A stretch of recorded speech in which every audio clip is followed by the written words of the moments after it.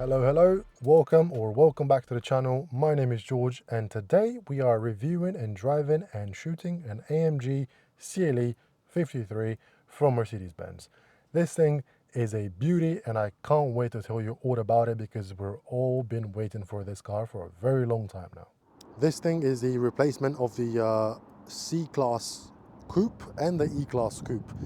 Mercedes have basically joined the two classes together and gave birth to the CLE, which is now the only C/E looking car that is coming in a coupe format. So you don't have a C-Class Coupe anymore, and you don't have an E-Class Coupe anymore.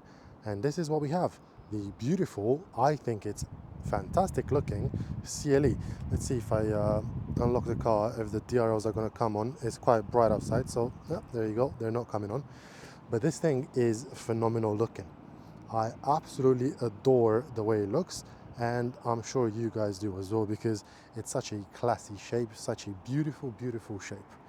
So as you can see, this being the CLE53, unfortunately it doesn't come with a V8. This comes with a inline 6 3-liter twin turbo. It's the first inline 6 Mercedes have produced in the past 20 years or so. So this is a new thing for Mercedes. They usually come with V6s, not inline 6s. So this is a new and welcome change, to be honest with you. I do love the inline 6 platform, as I'm a BMW kind of guy. And Porsche and everything. Well, Porsche doesn't do inline 6, but whatever. I do love an inline 6. That's the point I'm trying to make. So look at it. It looks fantastic, honestly, and I'm going to take you for a drive in a second, and you'll see my opinion on it. We're not going to take you on a hoon because there's nowhere to around here, but I do believe we will be able to test it out a little bit, and I'll tell you all about the performance of this car and how it handles. On the rear tires, we got 295 millimeters wrapped in Pirelli PS5Ss. They are 20-inch wheels, and they are thick boys. And in the front, same as in the back, 20 inches wrapped in Pirelli Pilot Sport 5Ss. But in the front, they're 265 millimeters. Still huge tires all around. This is all-wheel drive system, so you do have a ton of grip. Grip is not something you need to worry about in this car. As we approach the car, you do not have those pop-out handles like in ESL. However, you do have the same gorgeous interior. I mean, this thing is so classy and so beautiful. I do love the way it looks. AMG embossed, stitched on the seats. You've got it on the door sills. You've got it a bunch of places around the car, but it's not overwhelming, you know. You've got the screens here, which display quite a lot of information, more than I personally ever need to look at. But yeah, super classy interior, and it just flows. I mean, look at it. It looks good. It looks great. Build quality on the inside is also pretty good. Nice choice of materials. Yeah, not bad. And of course, it wouldn't be fair if I spoke about the inline 6 without showing it to you guys. So put your finger in here, lift the bonnet up, and there it is. It looks almost like the V6 from the outside. But yeah, it's an inline 6, twin turbo, 3-liter. And this is what we're working with underneath the bonnet. Looks pretty good, looks pretty meaty. You've got a brace here going across, but that is about it. That is it under here. It's got a plastic cover and not some fancy shiny carbon. This, once again, is the 53, not the 63. So when it comes to the interior, this thing is, as I've mentioned before, quite a pleasant place to be. Foot on the brake, push to start, and she fires away. It is very quiet in here, as you may notice. There isn't a lot of engine noise. Granted, if there is, it's being pumped in by the speakers. There's literally a speaker underneath here in the footwell, but we don't talk about that. A lot of cars nowadays have this. And yeah, I mean, this thing is just packed full of technology and carbon bits and buttons everywhere. You've got the whole mode select dial here, which you can do things with. You've got the drive train sort of dial. You put it in Sport Plus, mind you, the car's already warmed up, you can get some nice sounds. Sounds pretty good. A lot of that is being pumped in though. All right, so first thoughts of the car as we are coming out this parking lot.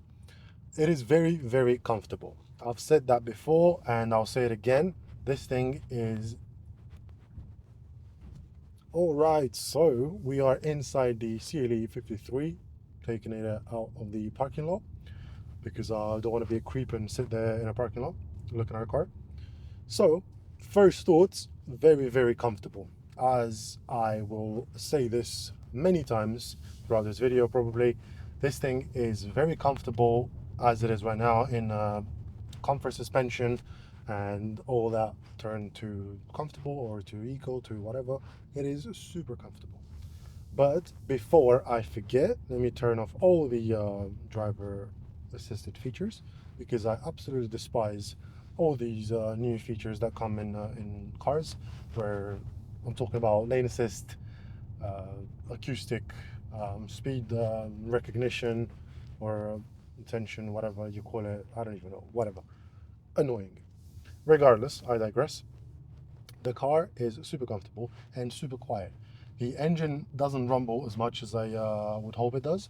It's very quiet, very calm, so to speak, especially if you don't put it in Sport Plus. Well, Sport, there isn't really a... Well, there is a Sport Plus. I am lying. There is a Sport Plus. There isn't a race mode. In AMGs, usually you get a race mode, which this car doesn't have. Is it unfortunate? I think it is. But also another important question, is it an AMG? Because this car doesn't have an AMG built engine, so there is no plaque inside the engine bay saying hand built by Hans whatever. And it also doesn't have an exhaust button, for example, where you can change the tone of the exhaust. And yeah, a couple of features which a proper AMG should have, and this car doesn't have them. Which begs the question, is this a true AMG car or is it just a super high-end Mercedes? I don't know. It's hard to tell because the car feels good, drives really good, it's really planted, especially if you turn up the drive mode and get a stiffer suspension and all the bits are super sharp, like the throttle pedal, the brakes, turning, all that stuff does get really sharp if you put it in Sport Plus. But I'm not sure if it's AMG. I'm not sure if this car is an AMG. It's fast. It'll take you out of sticky situations, or it'll merge, or you will be gapping people, put it that way. You'll be gapping people with 450 horsepower and 600 Newton meters. I believe it's got 600 Newton meters. I'm not even sure. I do have a button here which will tell me. There you go. 449 foot-pounds of torque. There's that.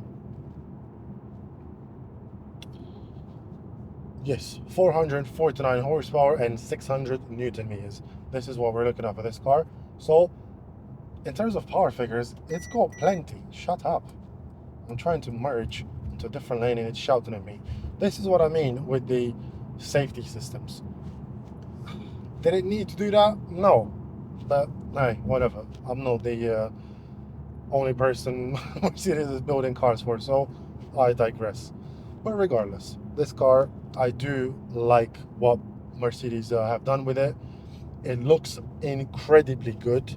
I mean, I've always been a fan of the previous shape C63 with a sloping, well, the coupe with a sloping roof line in the rear, especially. Just like the shape of it, the bolt shape, if that makes sense. I've always loved that. And I was pretty sad when I heard that the C63 is no longer going to be coming in a coupe variant, but here we are. The CLE has come to the rescue, and I absolutely adore the way this car looks. This spec, I am not a huge fan of it because it's got quite a few chrome bits, as you'll be able to see. However, you can get this car in a blacked out satin wrapped looking thing. It's not wrapped, it's painted, but it looks absolutely insane. I'll see if I can post some photos up on the screen so you can see exactly what I'm talking about. And in that spec, this thing looks demonic. And I cannot wait for the 63 variant to be out, and I'll be able to take it out on a drive and tell you and show you about it. But yeah, it's phenomenal in terms of the looks, and the power is also pretty good. As I said, you'll be gapping people. 450 horsepower, 600 Nm meters. Sounds like a lot, but this car also weighs a lot. It weighs 2 tons, so you will be quick, but you're not going to be the quickest on the road, if that makes sense. But yeah, it's a great car for a daily. Is it a weekend car? I don't think so. Absolutely not. It's something that you can drive every day and just enjoy. And if you do come across a B road, you'll be able to take it out, have fun, and enjoy the car. But it's not something that you are going to be waiting for the weekend and think, oh my god, I cannot wait to take out the AMG. No, really, it's not that exciting. It's as I said, all-wheel drive. You do feel the torque vectoring of the car. It doesn't skid. Granted, I haven't even tried, but you can feel that the car won't be doing any of that stuff because it's very, very, very planted. It helps being on PS5Ss. Those tires, my favorite tires by far on any car. I used to be a sucker for the PS4Ss, but the 5Ss are that much better. So with those tires, all-wheel drive, big wheels, 295 on the rear, 265 in the front, 20-inch alloys. You're not going to be skidding anywhere. You're not going to be going anywhere. But it is a lot of fun to be in and to just drive, to cruise around. On the motorway, it is fairly quiet. It's not the most quiet thing in the world. Granted, it's like, you know, you can probably hear the road noise. But as a sports car, kinda, I guess this is a sports car, it's quiet enough, you know. In the city, especially if you're just cruising and it's in comfort, dead silent. The engine doesn't make a sound. You can't really hear the outside. Nothing rattles in here. Pretty good. So yeah, what is my score for this car? Overall, I would say a 7, 6.5 to 7. And that's because I would love this car to have a bit more power, more sound, definitely more sound. Even if it doesn't have more power, it definitely needs to sound better. The European ones have an exhaust button and a better exhaust, I believe. So the European models are better when it comes to sound. Granted, UK is in Europe, but whatever. In the UK, we get a shittier model because, as I said, there's no exhaust valves or any of that. So for sound, it gets a minus point, and for power also gets another point deducted. And yeah, that's about it. If it had better sound and better power, this would be an easy 8 or 8.5, because yeah, it's just a very nice car. It's super comfortable to be in when you're in comfort mode, and it looks tremendous. And yeah, it's a phenomenal car. And as I said, I cannot wait for the 63, and I'm sure the 63 is going to come with an exhaust, like a proper exhaust with valve control, with a lot of power, with a V8. Once you can get an exhaust, like a custom exhaust on this, it's going to be ridiculous. So should you buy it? Absolutely. If you want a C63 looking thing, this is the one to go for. So yeah, that's my verdict. I do hope this makes sense, and I do hope you have enjoyed the review and the overview on the outside. And yeah, I'll catch you guys in the next one. Peace.